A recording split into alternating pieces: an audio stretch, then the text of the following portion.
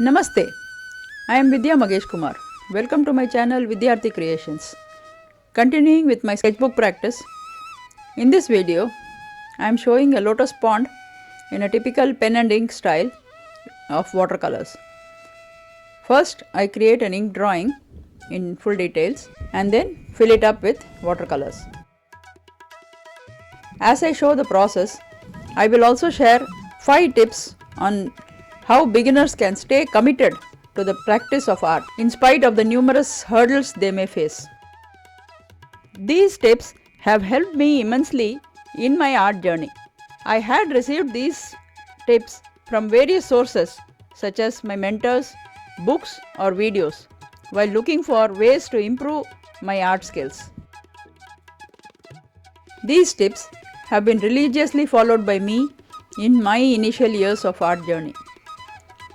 Moving from being a full-time homemaker to a full-time artist with a dedicated studio was not an easy task. Unless you show your dedication and commitment, nobody is going to take you seriously. From my experience, if you are interested in art, it means you are talented, but it is buried deep within you. Just like gold buried deep into earth's crust has to be unearthed and all the dust removed, so also your talent needs a lot of practice, and for that practice you need a lot of commitment. So here is the first tip. My first tip is a daily practice of at least 10 minutes is better than a weekly practice of 1 hour. This is my constant advice to all my students. Art is also like any other skill development like music or athletics. Art also requires muscle memory, which comes with micro improvement every day. Even if a person is born with artistic talents, without consistent practice, he cannot shine. Which brings us to the second tip, also related to the first one, is commit yourself to reporting to your art desk or studio even if you are not in a mood. Just like any other profession or subject you are learning, practicing art does not depend on your mood or feeling for work.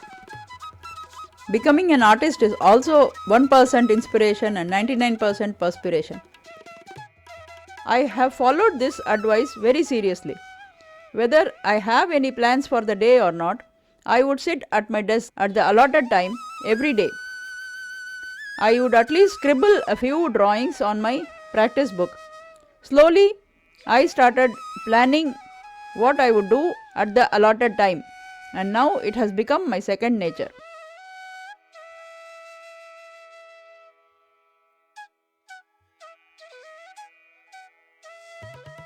Tip number 3 is do not compare your works with those of other artists.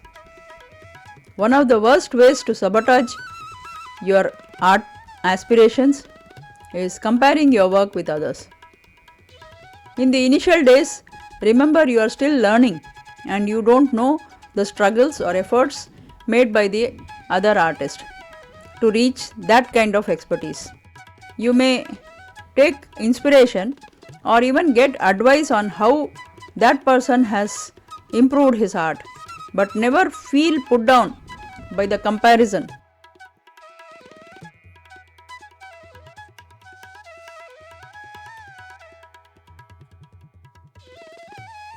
Before I continue with my next step, I request you to like, share and subscribe to my channel. Do let me know in the comment section how much you can relate to these tips.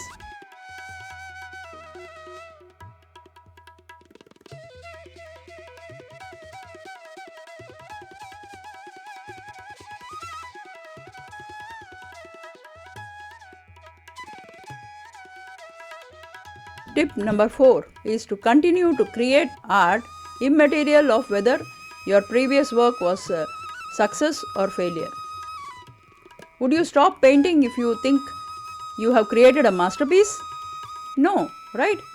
Then don't stop when you are not happy with your work either. This was an advice I received very early in my art journey. Work on your creative expressions with equanimity, no matter how it turns out.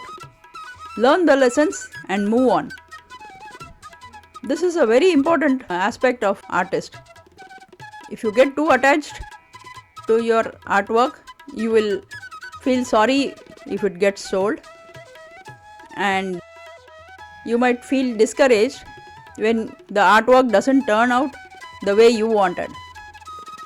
So it is better to have a neutral approach to creating art.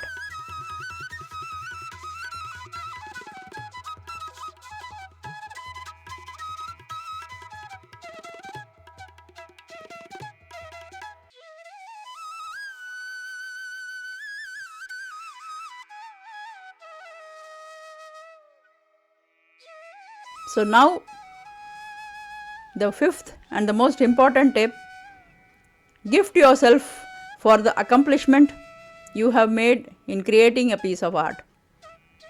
I have taken this piece of advice to the heart. Believe me, in your initial days of practicing and experimenting, you need loads and loads of encouragement. One easy and effective way is to gift yourself something that you have always wanted but held back from buying for some reason or the other. Now is the chance.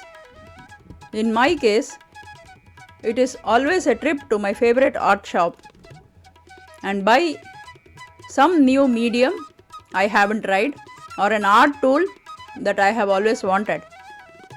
This is like giving you a pat on the back, because in the learning stage, you might hardly find people to appreciate your efforts. This way, you have not only encouraged yourself, you have also given yourself an incentive to experiment with a new toy.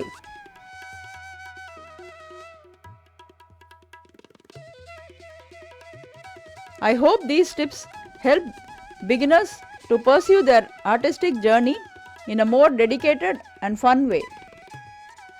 I am almost done with my painting. I am not going to judge how well it has worked out. For me, it was a good practice session. I generally don't work with watercolors these days. It is definitely a fun medium to work on. And yeah, I am happy with my experience. Tomorrow I will work on another page. Hope you have enjoyed this video. Please do like, share and subscribe to my channel. Thank you for watching.